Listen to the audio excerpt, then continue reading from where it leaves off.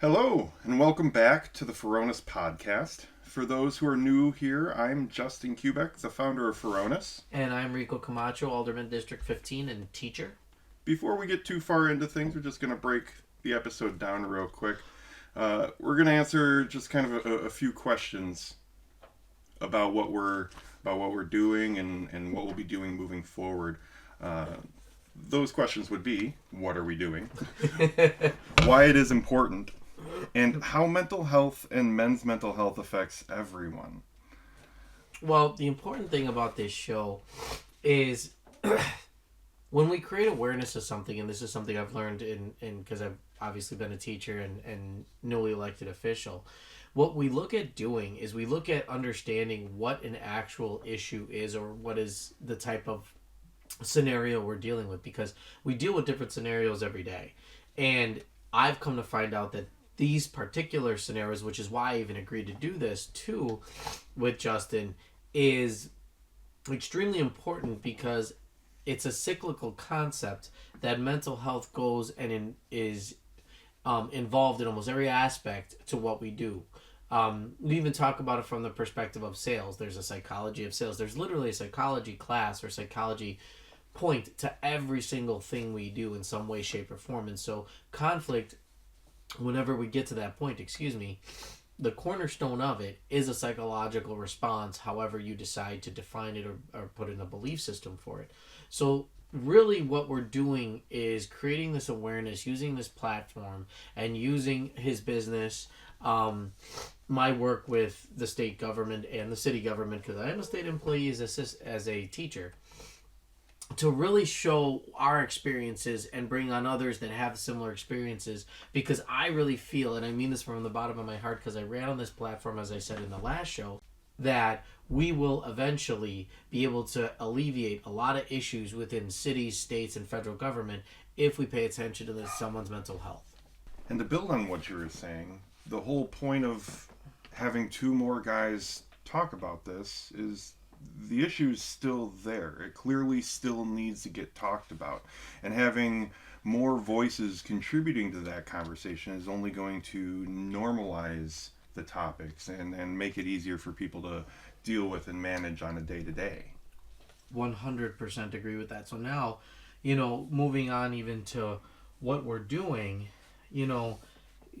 expanding off of that is, how do we normalize talking about mental health? Well, this is the platform, again, we chose to do it. It's newer. Podcasts are something that people are starting to listen to more and more.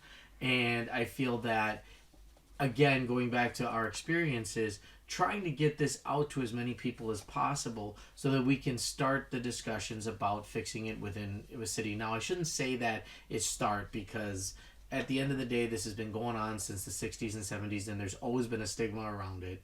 And even now today, some people find it as something they don't need.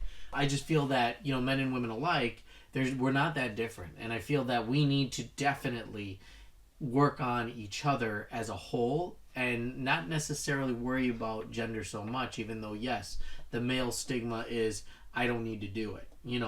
Then again, showcasing what we can do about it. That is the biggest thing of this show that I hope resonates with the audience, is that there is something you can do about it, even if it's small. Well, and by showcasing, you're only furthering the awareness that we drive to create. Along with, showcasing what you can do, we also aim to be, showcasing how to get help, whether that's a support line or simply, what questions that are, might be safe to ask, or you might feel more comfortable to ask, or whatever it might be. The important thing is that people start talking about this. Something that we're going to get into next, and just a trigger warning, we're going to be talking about depression, and along with that comes suicide. Those are the deep ones, but I love that we will also be touching on all types of mental health, because we can go down that dark path, but it doesn't always need to go there. Sometimes, one thing I love talking about is, in high school, one of the most detrimental things to a student's learning is a breakup. It's annoying, I'll be honest, but it is really, and it's a normalized thing. people break up every day. Divorce rates are at around 50%. They've hovered that for years. I don't know the exact number, so don't quote me on that, but I know it's fairly high.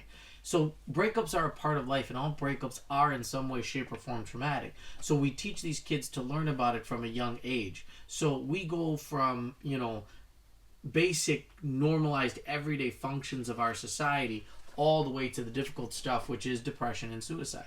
Well, while you say that, I do think it's important that we kind of clarify, the sadness that somebody of any age gets from a relationship coming to an end. Yes. And clinical depression are two separate things. Now, they both require mental health care. 100%. But, being sad because somebody broke up with you or because you broke up with somebody is only a problem if you stay sad. If it's affecting your life, if you're, at risk of losing a job because you keep calling in or you're oversleeping too much or whatever it might be, that's when it becomes an issue. You're only as strong as your own belief systems, and you always get to choose how you feel. Always, no matter the situation. So, to get kind of matter the fact about this topic, I just wanted to go over some quick numbers from last year pertaining to the United States. There were more than 49,000 deaths by suicide in 2023. That's one death every 11 minutes. 920 deaths by suicide in Wisconsin of last year. So a lot of that's, we're definitely contributing our fair share to that 49,000. There were 1.5 million attempts made, 3.7 million plans made, and 12.8 million people that seriously thought about suicide last year. The scary thing is, and what gives me and Rico motivation here, is men only make up 49.5% of the U.S. population, but we make up 80% of the accounted suicides. And that needs to change. That's a really, really, really high number, and that comes from the CDC. And when we talk about suicide, it's kind of a last straw for people. I had a best friend that committed suicide, and it was a fascinating experience for me, because he called his sister, who was real close to, and he was super happy. They say generally people that make that decision are at peace with that decision generally. Now, that's not always the case, but it's happened a lot. And to be at a place in your life where that's the only option that makes you feel peace is something that we probably could talk about and prevent, which is what we're doing here earlier on. Well, the way that I look at it, depression, and specifically clinical depression, it's a disease, more or less, or a sickness, if you will. With that, we get to talk about symptoms and outcomes and prognoses, right? And so the way that I look at it is suicide is simply the final symptom of depression. That's fair. That's a fair assessment. Because there's plenty of people that are depressed that have never and will never attempt or think about doing suicide, but they are just depressed. But there are people that consider taking that next step. I can't say I'm not one of those people. But going through chemotherapy, I learned I'd rather be here. That's a deep thought, because sometimes when you're faced with death, you learn to appreciate. And that's always been something I've been curious about, is how can we learn to appreciate before those traumatic events? I never went through anything like Justin did. However, being divorced twice, those were very traumatic and painful events. The loss of, like he said, any relationship. And I'll even admit there were times I contemplated, man, there's got to be something easier than this. Seriously. Right. And there were a couple of times where I'm like, maybe if I just ended it, this would just end all the problems and leave everybody else to figure out the rest. Now, things ended up going okay.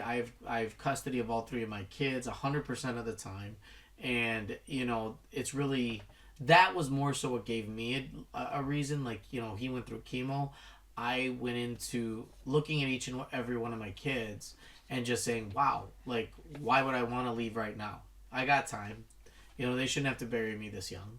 So the different motivations for overcoming it, I think we can all accept the fact that one reason is loving something or learning to appreciate what you do have is, I guess, a better way of looking at it. Love is obviously the foundation of antidepression, but I would say that learning to appreciate what you do have, even though it may not be something you really want at this point, at least I have this. And always looking at the brighter side of things really does help move things along. And that's actually something that I find myself doing when I am spiraling.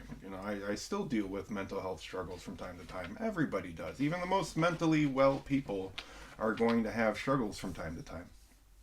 And I find myself really, to bring myself out of that, I need to stop and internalize and kind of realize that I have that perspective to know, like, hey, I do have it pretty good.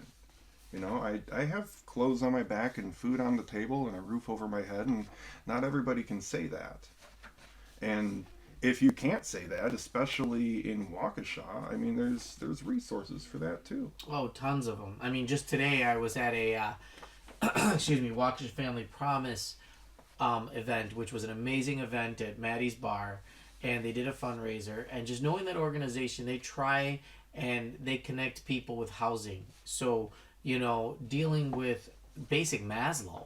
When you feel safe and secure, your mental health tends to be a lot better. And what does that better than shelter and food and basic hygiene products? So it's the basic and it's the little things sometimes that we all take for granted, like a roof over our heads. We all want the $1 million car, but sometimes just say, hey, this is great that I'm able to live in this 1-bedroom apartment or, live in this 2-bedroom house. I've got something that I can feel safe about. Now let's move up that pyramid. You know what I'm saying? Yeah, once it's the hierarchy of needs. Once you get one level done, the natural thing to do is to maintain and move up to that next step and to improve upon your life. 100% agree with that. And so, I think that even drives us into how mental health affects us. Men and, everyone in general. And the number one thing that I do agree with Justin on, as we've spoken about, and we've even said it a few times today, is the stigma itself. That I feel though people think they're weak, men and women alike. I've seen women who fight going to a therapist, who make excuses. It took me. So my mother's a therapist. She runs her own practice, Elysian Therapeutic Services. And her grandchildren, my children, didn't want to go to therapy. It was a fight. And I was like, no, you're going to therapy. Because of the stigma behind it. Everybody has it because they think you're crazy. That seems to be the big one. Or I'm soft because I'm emotional. That's another big one. Or if you've ever seen a sitcom from the 90s, they always joke about going to a shrink. Yep. The shrink is my favorite. I'm kidding, of course. But no. Oh, wait, should I not have said that? No, I'm sorry. No. I just offended an entire group of people. I don't think so. I think they're just rolling their eyes right now if I were to read that correctly. Good. Minute clear. For now, we'll see what happens. But no, I feel like the stigma around it is what causes, like I said, a majority of conflicts I see in schools. Heck, I saw it a couple times on the city council, and I only been to one meeting. And and I'm not saying anybody has mental health issues. No, what I'm saying is the basis of how we look at our mental health. Like, okay, for example, a basic thing. I was exhausted at the Common Council meeting. Been through a lot. It was a long meeting. That's my own mental health saying, slow down, but I have to push through. Now, when you're tired, what happens? You get more irritable. So, checking myself and saying, okay, I need to know when to speak and know when not to speak, and understanding my own mental health from that perspective. That's where I'm saying mental health has a stigma of, okay, I have to go to a therapist. I'm a bad person. Or even, me, I'm sitting here having to make decisions and still having to check my mental health on a regular basis. Because, if I get angry at something, that may cause a big issue in the city to not get resolved just because I'm tired and angry. You know, and that's what I mean by I see it. When you get angry, it's checking yourself and your own mental health. How am I going to do this? How am I going to respond? Because I always get to control how I feel and at least observe how I feel. So if I'm angry, okay, I'm angry. What does that mean? Then you take a minute before you react. That's something that has always helped me personally. I want to highlight something that and just kind of expand on something that you mentioned just now. You said you referred to people on the city council and their mental health, and then you had the knee jerk. Not that anybody has mental health issues. Right. This actually reminded me of a conversation I just had with a friend of mine, where we talked about a way to actually talk differently about the topic that might help us understand it better and be a little bit more easygoing when we are talking about it. Let's take food for example. If you are on a diet, right, that's something very regimented, but at the same time, we know that a diet is just what you're eating on a day-to-day basis. It's not anything specific. If you don't think you're on a diet, start writing down everything you eat every day. You'll find out what your diet is. And the same idea applies to mental health. You can take care of your mental health without being mentally unwell. You can take care of your mental health without being mentally ill or being neurodivergent or any of those things. And you can also not be neurodivergent or any of those things and have mental health episodes. And it's okay. It makes you normal. It's nothing to be ashamed about. And going back to it, that's why we want to have certain guests on these shows, because we're not professionals. And we're not able to diagnose or say anything. This is an awareness show. And I feel as though the most important thing is getting these people on and explaining what is and what isn't. Like I remember my mom teaching me about a positive red. And that means you can be overly excited. So even in your mental health, which happens to me a lot, I'm excited about a topic and then, you're just like a bull in a china shop, they say. Because one thing has been repeated to me over and over, I'm a pretty high energy guy. So, when you're red, that doesn't always mean you're angry. That could mean you're overly excited. Now, that's where it's interesting. The emotion of, for example, love and hate is not different. It's just a matter of a strong emotion. Same concept with excitement and anger. It can look different, but it's still the same elevated feeling when you feel it in your body and things of that nature. So I feel as though, understanding how we manage our own and having people talk to us about it will hopefully get this out there that, and be more compassionate with each other. That's something that's also helped me a lot, whether it's being a teacher or a city council member, is understanding, whoa, you're lashing out at me. That's not about me, and it's okay. What's going on? Are you okay? That's one of the most disarming statements you can make to somebody. Are you okay? But genuinely mean it. Because especially teenagers will know if you don't mean it. Are you okay? No. There's different ways, tones you can say things. Again, are you okay? Like, that's a different statement than so many things, and that disarms a lot of people. Because you know what? Sometimes you're just not okay. And that's okay. But also can be a trigger sometimes, because what are you trying to say? You're saying I'm not okay? No, I'm not saying that. It was a question.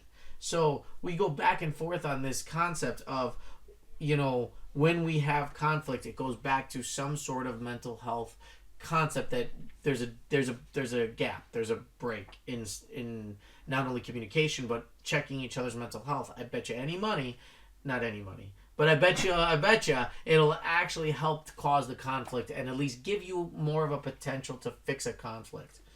Gentlemen, ask your wives. No, I'm kidding.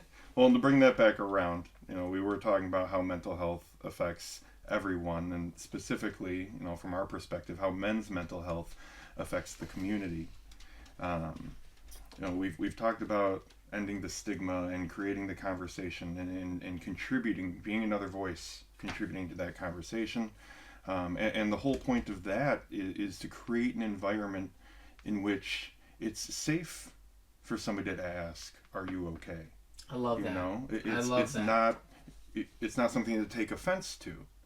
And creating that environment is going to create a cascading event that'll make everybody safer. it's like the egg or the chicken argument.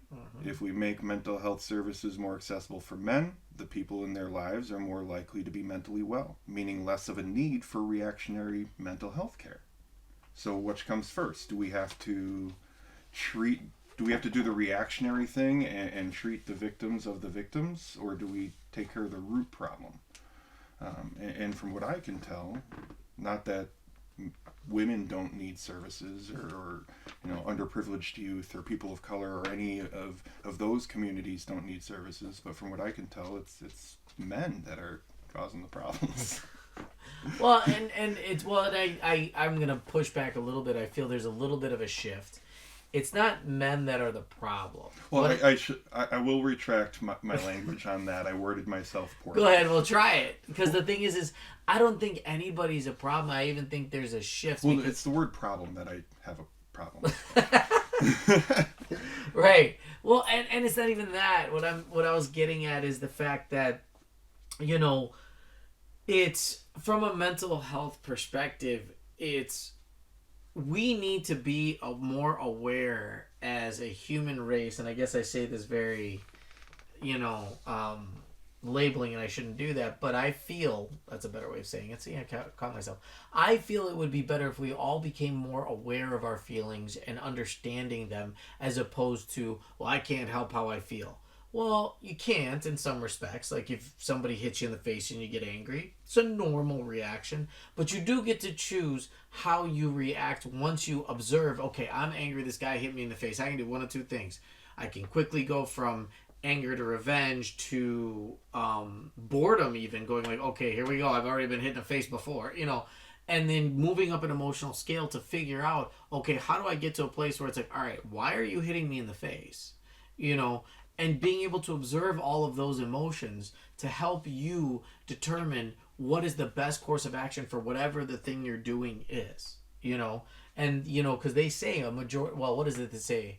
Again, this is not in any way, shape, or form a statistic, but I remember hearing that a lot of murders were crimes of passion in the moment, a reaction. It wasn't premeditated. That's why we take premeditated murder so seriously. If we do it as a oh my gosh, in the moment I'm angry, that's an extreme example, of course. But it's like, well, how do we get away from that? How do we check our emotions and go, yes, okay, I'm angry, I need to step away, or I need to go scream in a pillow. I mean, we say that a lot, but what is it I need? How can I self-care in this moment of anger? It's not always easy, but it is a practice we can do as a human race. Well, and it does take a certain amount of humility, being willing to realize that you might be the problem. Oh yeah, that's a very great point. And not even you're the problem, but you're the one that has the choice to react or not to react. And in you're right. I mean, I guess you could say that. And who was it? Actually, my dad and I were having a conversation the other day about this exact same thing. And I know this may cause some controversy, but I'm hoping not too much. The song by Michael Jackson, "Man in the Mirror," irrelevant to how he was as a person, as an artist, he created some things like that song that are absolutely beautiful, and even explaining, once I look at myself, maybe my life will get better.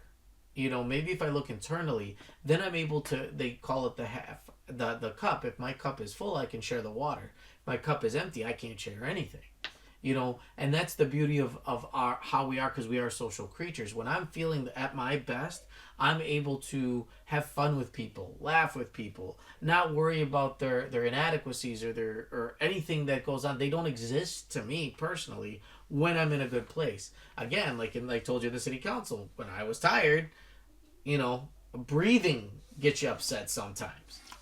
Yeah, every little noise can get under your skin if you're in the wrong mood, and it makes it difficult to deal with. I guess to build on what I was saying earlier, the reason why I think it's safe to say that men definitely need the focus is the statistic that we mentioned earlier.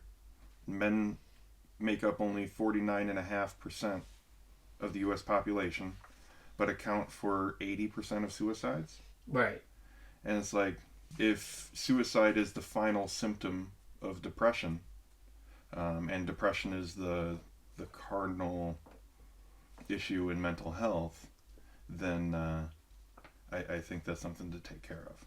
Yeah, and I was just thinking about what you said. It's not only something to take care of, but when we do start bringing professionals on the show, I would even like to define mental health from their perspective. What actually is it? I mean, we all have a general idea, but it may be something different than we expect, because my idea of mental health is, again, I think I said at the last episode, is the idea of a muscle. I have muscles, right? I do. I work out a lot. But within those muscles, if they're hurt, how do I handle it? So it's my physical health. My mental health is my brain can hurt, and the thing that the what do you call it? Let's say I hit myself on a weight.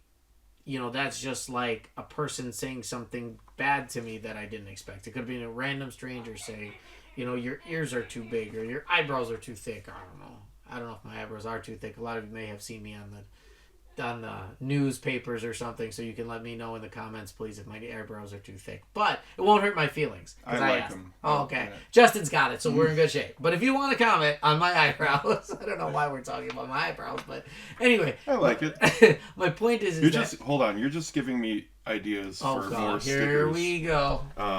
Actually, yeah, this is a good interjection point. I do have some gifts for you here today. I got a little crafty. I did send you some pictures. But I don't know if I now I got goodness holographic stickers. Oh, look with the logo. At this. We did more better. I'll post pictures on Instagram of the stickers. But we did more better stickers. I don't know why that reminds me of Will Ferrell. It just sounds like something he'd say. I'm more better now. Yeah, that's giving Will Ferrell very much. I love it. But yeah, you can have a few of these. I also have some other Furonis ones, but now I need to make some that are just your eyebrows. That's probably a great idea. You can go through those, yeah. That's a great idea. We're gonna do my eyebrows. I'm not gonna. Well, sometimes I should maybe do my eyebrows. Anyway, if there's enough interest, I'll put the stickers in the shop, and I'll put my eyebrows in. We'll include a clipping of his eyebrows with each set. Not a clipping, it's actually on my face. That's what we'll do. Rico's eyebrows. Let's go. If that becomes a famous thing, that'd be hilarious. But anyway, no pressure to the audience here. But no, I feel like this is huge from the perspective of people can say things that'll potentially hurt your feelings, and you don't know how that'll handle. And so that's mental health to me. Well, when somebody's acting negatively towards you, it's usually safe to say it's more to do about them, the aggressor in the scenario. And that's where I was kind of alluding to with the chicken or the egg argument. What comes first? Do we take care of the kid that's getting bullied? Or do we provide mental health services to the bully before he becomes a bully? Well, they always say hurt people hurt people. So where along the lines did you become hurt? And, that's where I feel as though even drugs and alcohol play a role. Like, yeah, I like a beer occasionally. But I know a lot of times, and, we've all been there, especially in college.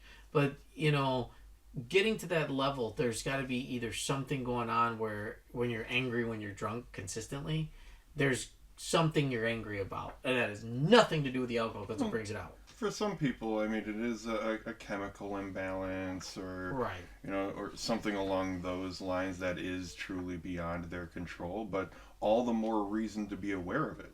100%. If you are consistently getting angry when you're drunk or, violent when you're high or whatever it might be, it would be important to know that about yourself so that you can do something about it, right? If you don't develop that awareness, and it seems, kind of silly to say that somebody wouldn't be aware that they're doing some of those things, but there are people that 100% are drinking themselves to that stupor and they're not remembering what they did the night before. I've had a few of those nights.